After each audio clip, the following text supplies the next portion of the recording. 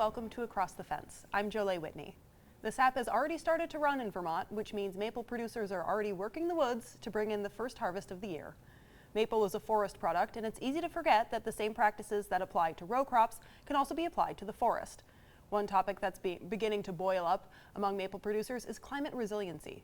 Last fall, Across the Fence's Ben Willis went on a walk in the woods with some sugar makers, foresters, and researchers to find out what makes for a healthy, productive, and resilient forest. Here's Ben. Well, I think that most people who produce syrup just really enjoy the woods for so many different reasons.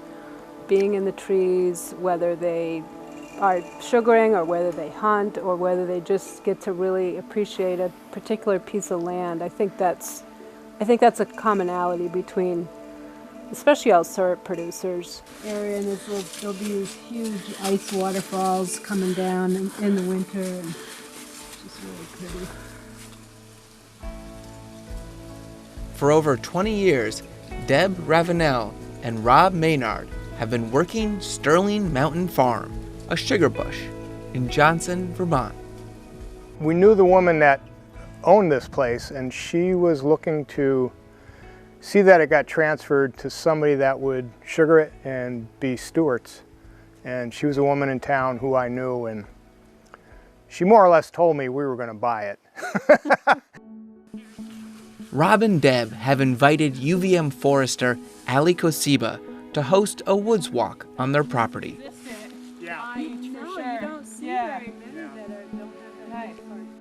Current and aspiring sugar makers arrive, hoping to learn tips and tricks on how to better manage their sugar bushes for climate resiliency. We are here to do a woods walk with Vermont Maple Association and the Bird Friendly Maple Program that is under Audubon, Vermont. And we will be talking about carbon management and carbon dynamics in sugar bushes. Hello everybody, I'm Ali Kosiba. I'm Extension Assistant Professor of Forestry at the University of Vermont, and thanks everyone for coming out here. I am a forest ecophysiologist, so that means I think about how trees work and how that influences the forest ecosystem, and specifically I think about climate change. So that's resiliency, that's also carbon dynamics, and those are two topics we'll be talking about today. We're happy to have her here and have people come and have her share her information.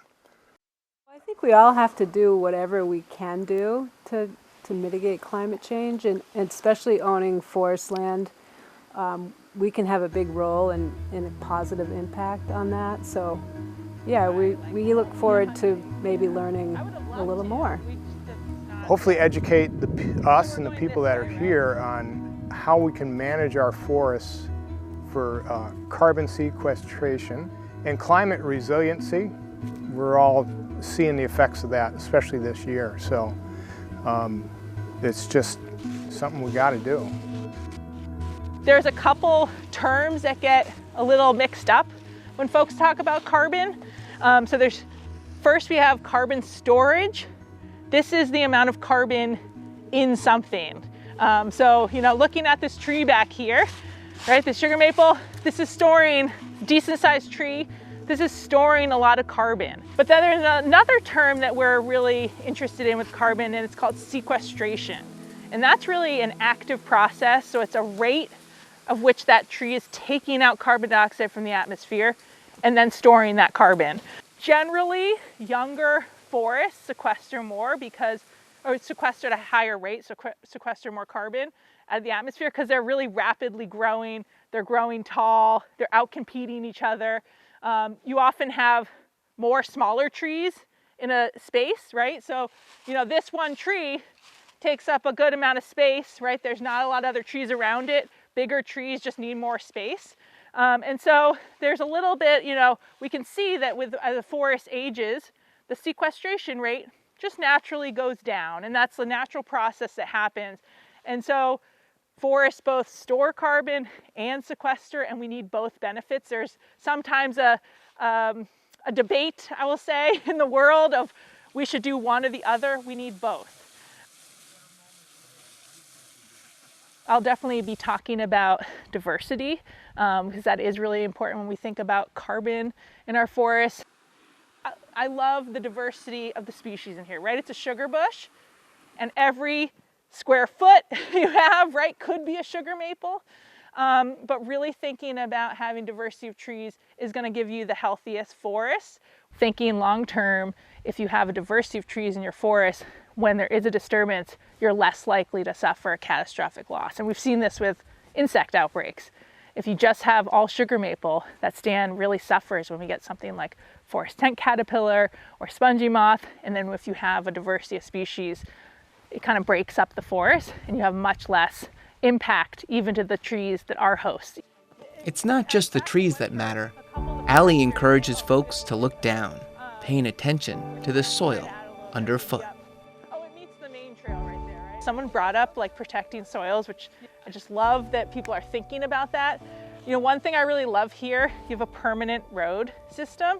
So I really encourage that as a way to concentrate and reduce impacts, right? Anytime we're driving equipment, walking, ATVs, whatever, we are making an impact to the soil. Once they're compacted, the air is gone, the oxygen is gone, roots won't really cross that. So really thinking about roads and where water is going on your roads. The three things I say with water is slow, spread, sink. We want to think about ways we can actually keep it in the woods. Thinking about places where water could be sort of moved off the traveled surface, but then stay and remain in the forest, where it can slowly be absorbed, right? So it doesn't like pick up velocity, start eroding, starting moving things, right? I do think some of the magnitude of the water we saw this summer had to do with water finding these old legacy roads up in our woods. We have great drainage that you all have done on these roads, using some funding from NRCS, right? Which is a great resource. Hopefully people are aware of NRCS. You can get cost share to help fix drainages and to think about diverting water. For Rob, working this sugar bush has given him a deeper appreciation for the forest. When you work a piece of woodland for years, you get to see how much it changes and how much it grows, growth and decline and regrowth.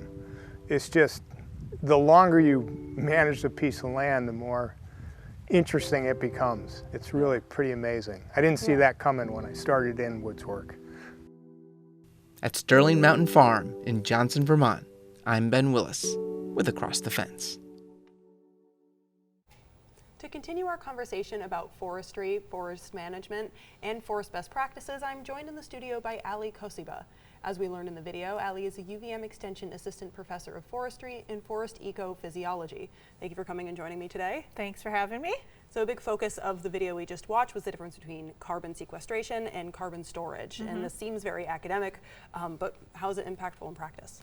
Right, so it's something I just encourage folks to think about is balance in our forests. And we know from past history, when we focus on one goal in the forest or one objective in the forest, it can actually be detrimental. So an example is, you know, in the past when we focused only on timber products. We know now we can focus on timber products. We can also focus on recreation and wildlife habitat, carbon, resiliency, ecology, right? So it's balancing multiple goals in our forests. And so when I say, you know, balancing both storage and sequestration, that can mean things like keeping big old trees that can live out their lifespan and naturally die, become deadwood, but also creating opportunities for young regenerating trees that can sequester carbon really fast. So having both is great, and balancing that for a landowner is really important, and not focusing solely on one goal is really a good management objective for their land.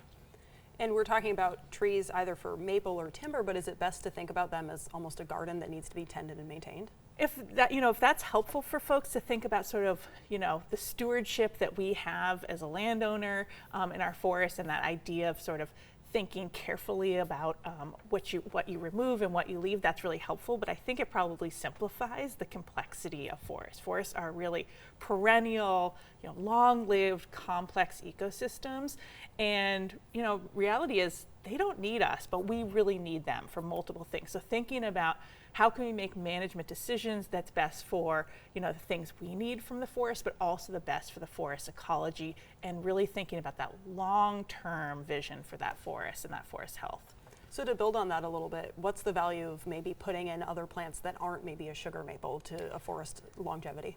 Sure. So yeah, in the video, it's talked about, I love diversity in a forest. We know that that's really, really critical for resilience. And resilience is this idea that when a disturbance, something comes in and affects a forest, it can recover and still be a forest and still provide those benefits that we want a forest to provide. And so, in most of our places that we have sugar maple, there are other species. It's not very common ecologically to have a pure sugar maple stand, and so encourage folks to leave some of those other species. Maybe they historically wouldn't have left those other species. They'll come in naturally and regenerate, and certainly people can plant. Always it's best if you get natural regeneration. It's going to be the cheapest and easiest.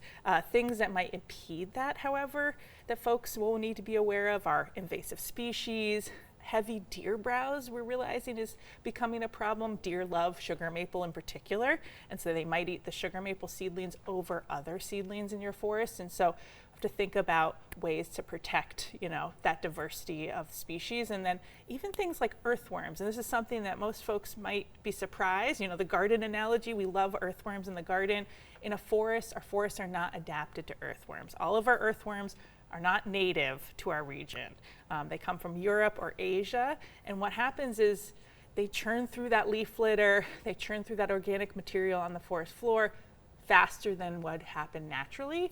And so it means that we can lose nutrients, we can lose that really lovely leaf litter cover we see in our forest. So earthworms can be a problem with regeneration. So, in cases where a landowner is not getting good regeneration, they may have to consider planting. I will say it's hard to find sources of seedlings, a diversity, and so I'd really encourage folks, if they're going to do that, reach out to get some expertise, get some advice from. There's plenty of folks around the state, a forester. I mentioned NRCS in the video. They are a great resource for technical assistance as well.